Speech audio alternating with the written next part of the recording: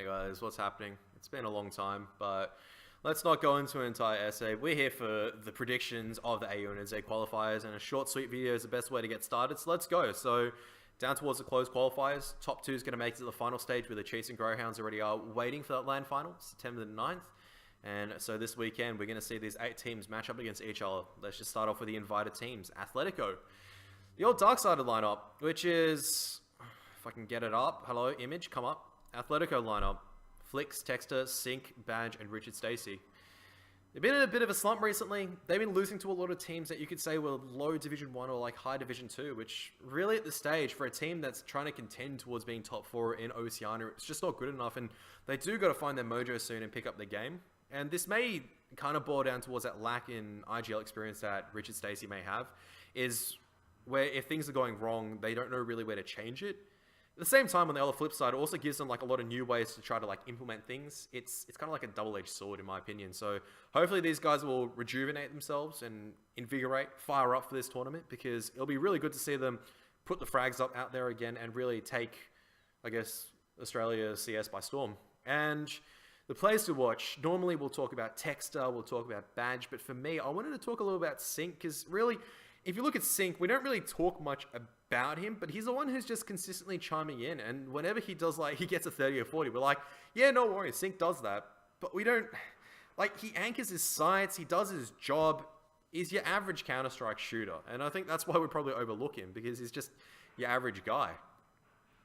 So he's definitely one, I think, to watch out for this tournament, and their chances of making to the top 2 qualifying for the final stage, I'd say medium at the moment, and the reason why I say, like, medium is that if they come into their form of old, they're coming in hot, and they just like start tapping heads and shredding people, they'll just take maps off anyone. And I mean, like, of any of these teams just by their mechanical ability. But if they get if they get outclassed and overrun, they're running out of ideas, they really just got to like, they got to hold themselves rigid, hold themselves firm, dig in deep, and try to find a way of turning the situation around, because it is difficult for them to kind of, they don't really have the experience to kind of read into situations where they're getting hammered and figure out an exact counter. They probably just have to rely more on their mechanical ability and learning over time on how teams are going to structure their attacks against them.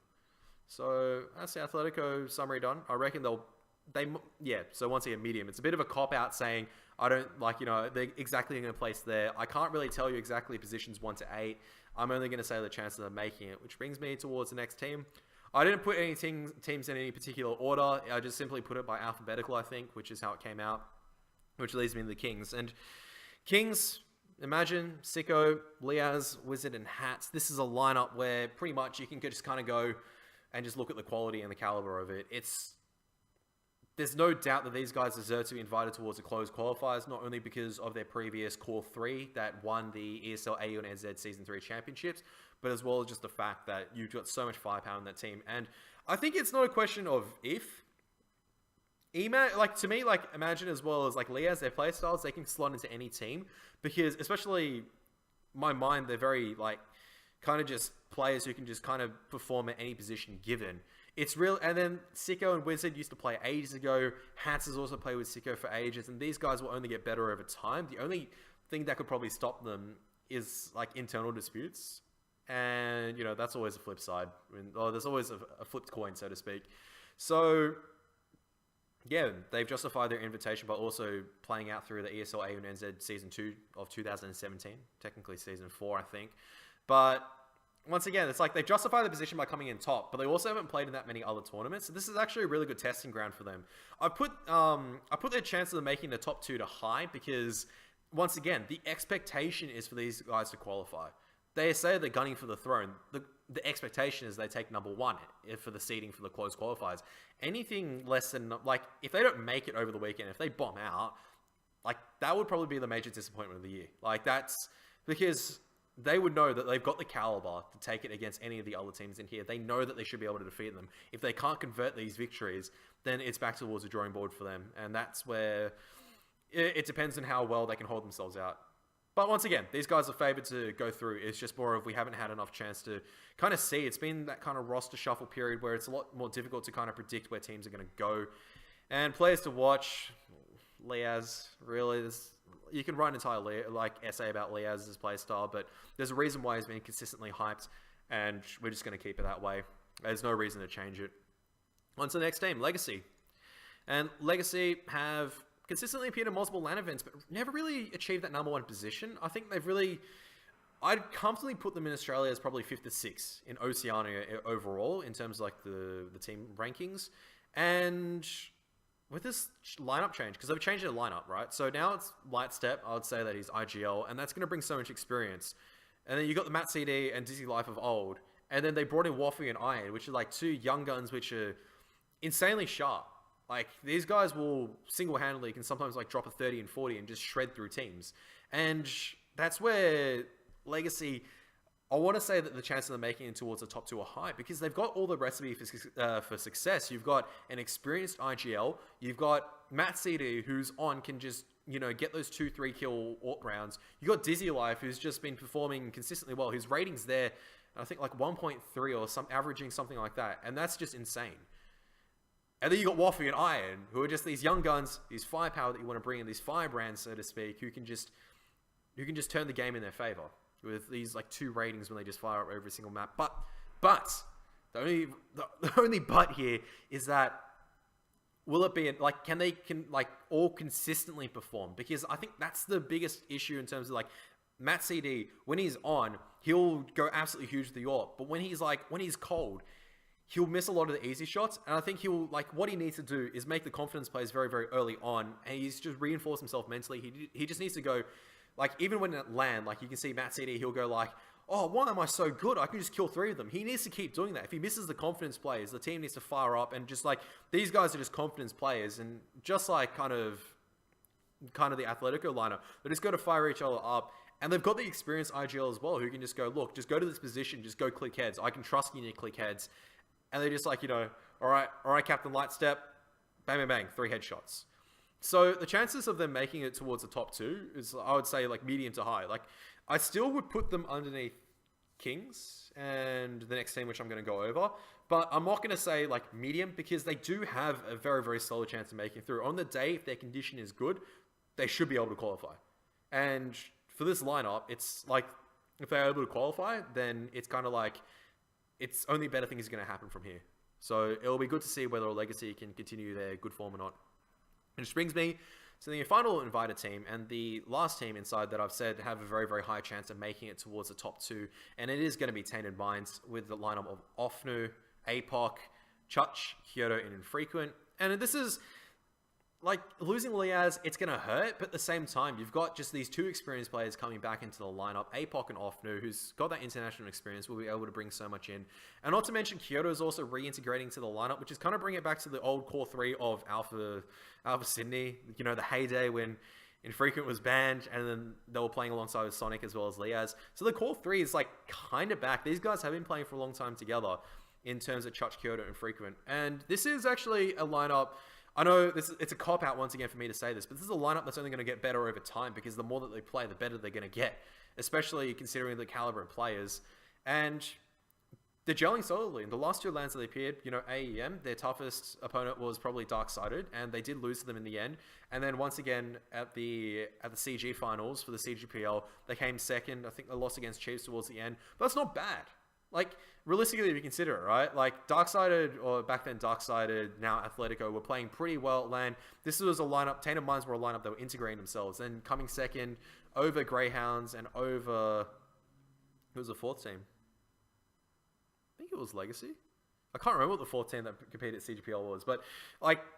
for them to come second, it's kind of like justification. They're doing well, they're doing better. They're just got to keep out the hard work, and eventually they can start challenging once again. And I'm not saying they don't have the caliber of players to do so. It's just a massive step back whenever you're trying to reintegrate new players or old players back into a lineup. And players to watch, I just say all these players are insanely fun to watch. They either all experienced, all explosive, but I think none come more explosive than Chuch.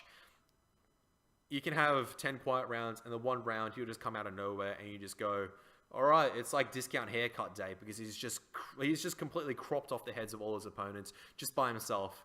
And that's a scary thing for Chuch, because he has that X factor to turn the game around. And if he has that X factor, turns a crucial round around, and all the other players are firing up, it could be a very, very easy way for Tainted Minds to just cruise their way forward through the close stage. So I'm going to give him, once again, a high chance. I'd say it'd be disappointment if they lost against any other team bar probably Kings. They still want to win it. Like, they should... I think they want a little bit of revenge against Atletico, and given their form, they should be able to take it against Atletico. But other than that, yeah, it's... for me, it feels like Kings is 99% going to qualify, and then Tainted Minds as well as Atletico, it's going to be between those two. Because the invited teams, as much as I do love the underdog, they're really not there in terms of caliber, and I'll go over the reasons why, starting off with Avant-Garde, who were the first team to qualify forward. And this lineup of Noisia, SK, Decibel, Cruden, Inject is probably one of the most frustrating lineups to quantify, because they're just so bloody inconsistent. Like, it's frustrating.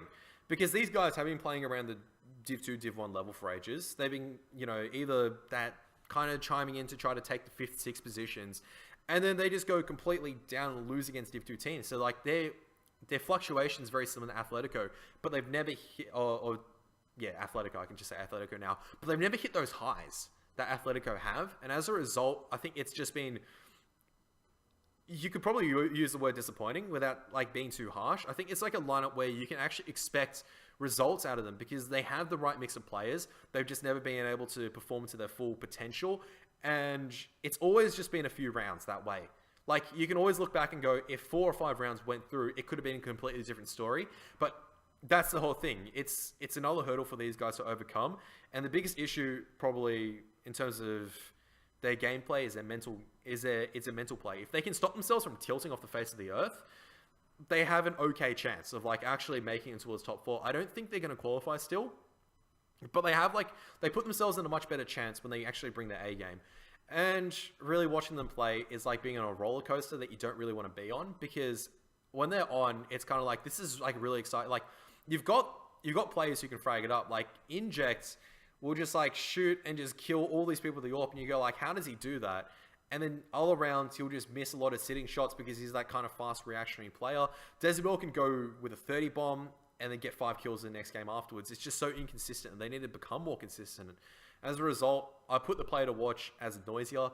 He's a player that's just, in my mind, is improved dramatically. Like, I used to always make fun of him, and you can just see, like, I know ratings aren't the be-all and end-all, but you can kind of, like, see it's, like, the ratings are, like, all of them in kind of, like, stagnant, and then for Noisia, they've been shooting up in the last year towards the extent where this guy is just, he's just being, like, one of the more consistent players, and, like, sitting in TeamSpeak with him, like, mentally as well, he's, like, one of the more kind of, like,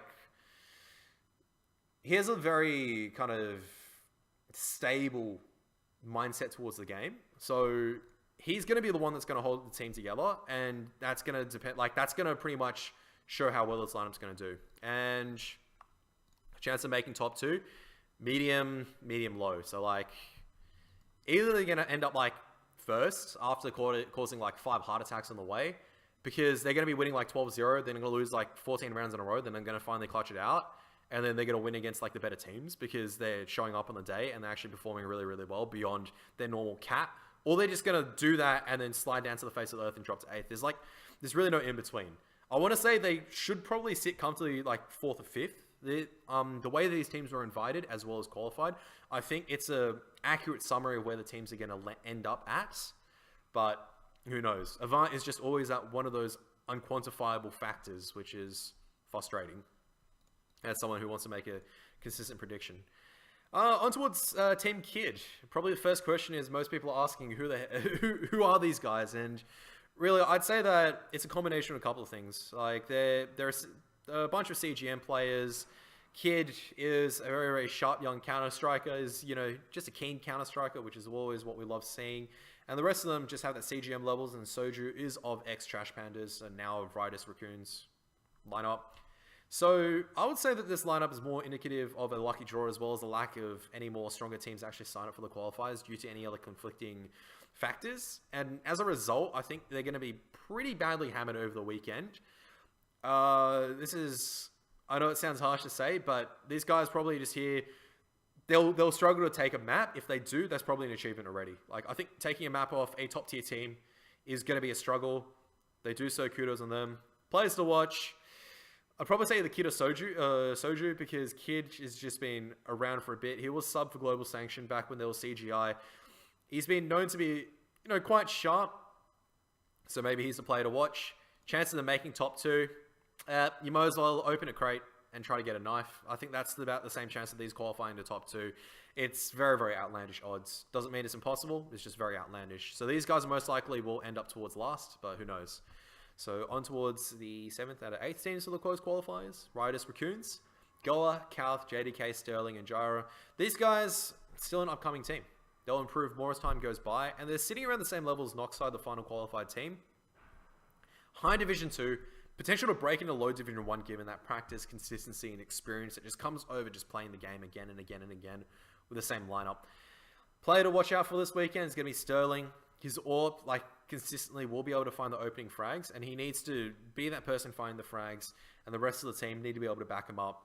Chance of making top 2 is still low. They aren't at the top yet, obviously, for those reasons, but these are always good opportunities to test their mettle and to always improve themselves to go further on. Which brings me to the final team, which is going to be Noxide, and that is going to be made up of MC, Qualia, Prodigy, Kenny, and JD. And when I say young guns, I mean these guys are legit, like literal young guns, because I'm fairly sure 3 of them are under the age of 18, if I remember correctly.